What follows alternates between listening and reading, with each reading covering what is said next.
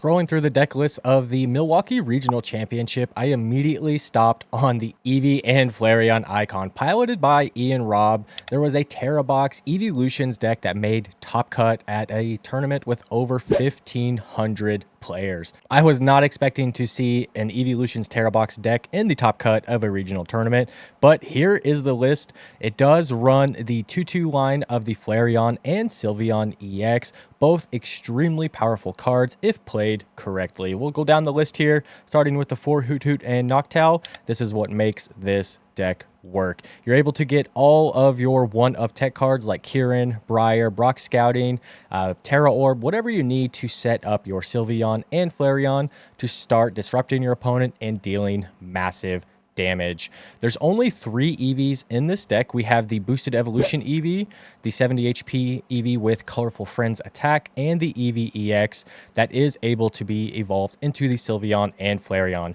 Each one of these 3 serves a specific purpose. The Boosted Evolution allows you to attack on your first turn going second. If you have like a Sparkling Crystal and Crispin in your hand, you can have the Boosted Evolution Eevee in your active, immediately evolve into a Flareon if you have the Sparkling Crystal, or just a Crispin. You can use its first attack Burning Charge to get set up, or if you're lucky and you have Sparkling Crystal, Crispin, and the evolution, you could even do Sylveon EX's second attack to remove things from your opponent's bench.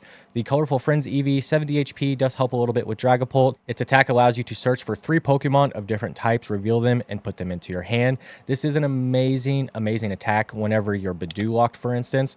You're able to grab your Flareon, Sylveon, Mew. You can grab your Latias. You can grab whatever you need, Noctowl for the next turn, and just continue the setup, even if your opponent has item locked you. The third Eevee, honestly, is just there so it doesn't get knocked out. I think the only reason the Eevee EX is played is so it can't be knocked out with like Hawlucha shenanigans. You can use its attack for 200 damage. It's not very efficient, but I have used it when I've been playtesting this deck a couple of times. It does knock out things such as Mew, does knock out Squawkabilly, also helps clean up in the late game if you absolutely have to have it. But there are more efficient attackers in this deck, such as the Clefairy and Terapagos, that we would rather use in most scenarios. The 2 stars of the show are the Flareon and the Sylveon. The Flareon has the attack Burning Charge that allows you to search your deck for up to 2 energy cards and attach them to any of your Pokemon. Allows you to power up your water, electric, and psychic needs for your Sylveon EX, or your water and electric energies with the Sparkling Crystal for the Terapagos to use its Crown Opal attack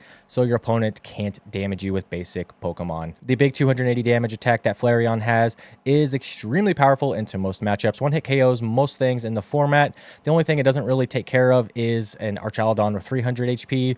Also doesn't take care of Dragapult, Charizard, and Gardevoirs, but 280 damage is an extremely strong attack that allows you to deal with a lot of the format. The most fun card to play by far is the Sylveon EX. The Sylveon EX has the Angelite attack that allows you to put 2 of your opponent's bench Pokemon back into their hand.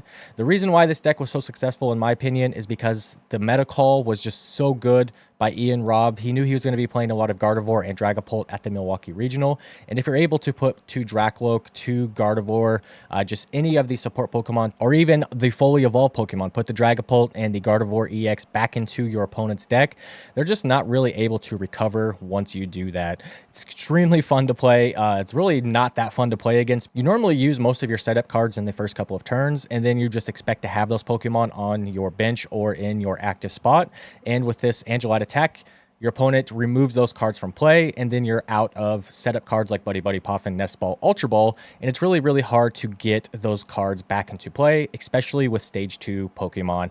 Magical Charm does 160 damage, reduces damage by the active Pokemon by 100 the next turn. This would be so much better if it just reduced 100 damage, period.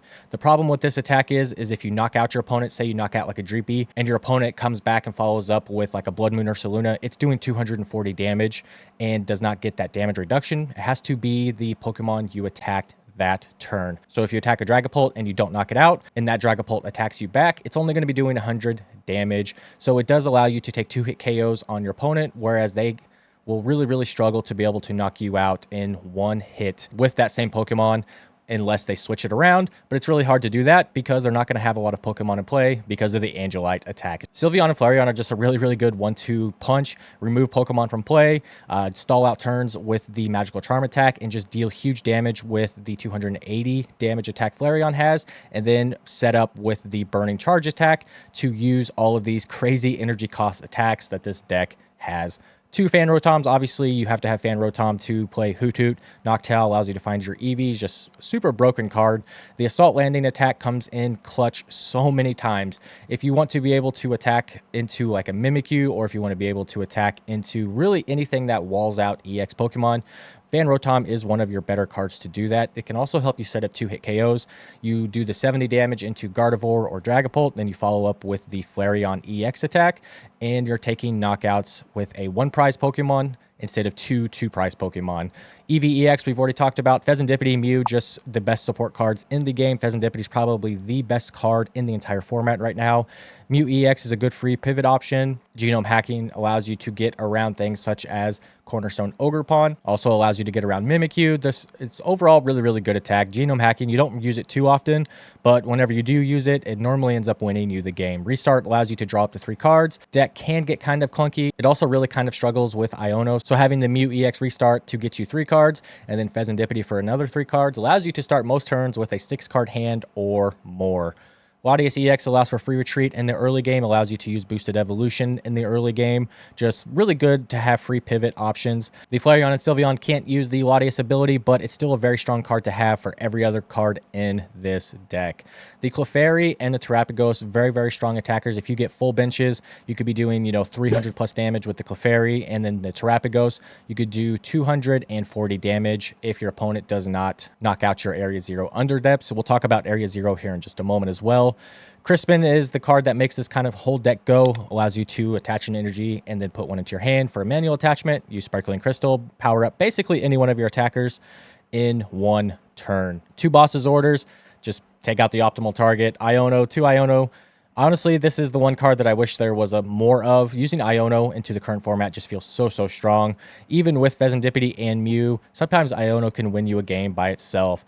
Kieran allows you to take 1-hit KOs on cards such as Gardevoir EX with your Flareon EX. Also is a pivot option, allows you to switch around if needed, but mostly it's there to do that additional 30 damage to EX Pokemon to take knockouts on those pesky Stage 2 EX Pokemon. Briar can easily win you a match, but it's also sometimes just a dead card that you end up discarding for Ultra Ball fodder. With the amount of stalling you do with the Sylveon EX and getting rid of stuff on your opponent's bench, it's honestly just a really good card to have, because sometimes your opponent will take more prizes than you, and then you have to come back with Briar to win the game. Brock Scouting allows you to get around item lock, get 2 basics or an evolution Pokemon. If you're not able to use your Ultra Ball to get your Flareon Sylveon, that could be really bad, so Brock Scouting helps with that. Professor Turo helps you remove liabilities from your bench, also allows you to remove things from your active spot. Sometimes you have to use it on Flareon after you use its 280 damage attack, because during your next turn, it cannot attack. It can't use any one of its attacks. So you have to get it out of your active spot, and just using Professor Turo just can pull it out of your active spot by itself. Or you can use Professor Turo to just kind of mess up the prize trade for your opponent. You can pull up a Pheasantipity, you can pull up the Mew, you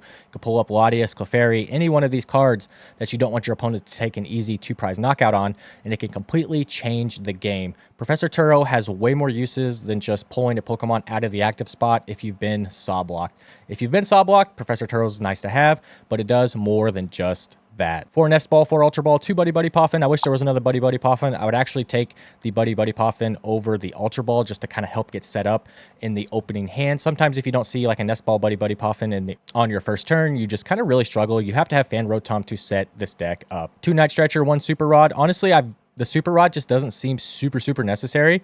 I would actually prefer having 3 Night Stretcher over the Super Rod, but I see why the Super Rod was in this list. If you discard your Noctowls with Area 0 Underdepths being bumped, then you could just use Super Rod and put them back, and then you're able to draw into them in the later stages of the game. Terra Orb finds your Sylveon, Flareon, and your Eevee EX. Really big help right there. Counter Catcher just helps you come back in the game. Switch allows you to move around your 2 retreat cost evolution Pokemon because they do not have free retreat retreat with Latias.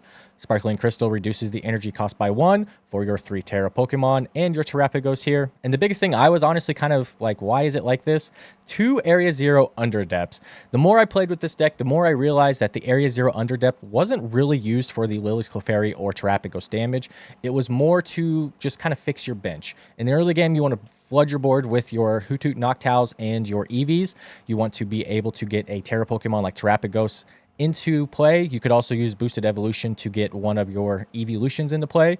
And then it opens up your bench, and then you're able to bench your support Pokemon like Pheasantipede, Mew, Latias, Clefairy if you have to have it against like Dragapult, or just for, you know, some good damage in the late game. It was more about bench management than it was dealing damage with Clefairy and Terrapagos. And once I started playing into that more and more, the deck honestly felt more powerful. Once the Area 0 gets bumped, you dump your Noctowls and your Hoothoots, and then you're able to retrieve them back with your Night Stretcher and your Super Rod, and just kind of keep the chain going. And in certain scenarios, you can actually do the reverse. Once you have all of your support Pokemon in play, you're getting towards the later stages of the game. If you still have an Area 0, you can use Super Rod, put back a bunch of Hoothoots, play your Buddy Poffins Nest Balls, pull out the Hoothoots, and then if your opponent bumps your Stadium, then you can get rid of all of your 2 prize liabilities. And it's just, it can warp the game, change the game. And honestly, 2 is just enough.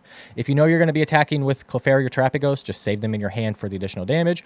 Otherwise, utilize them for bench management space and opening up spaces for your support Pokemon. The energy count is 3-2-2-2.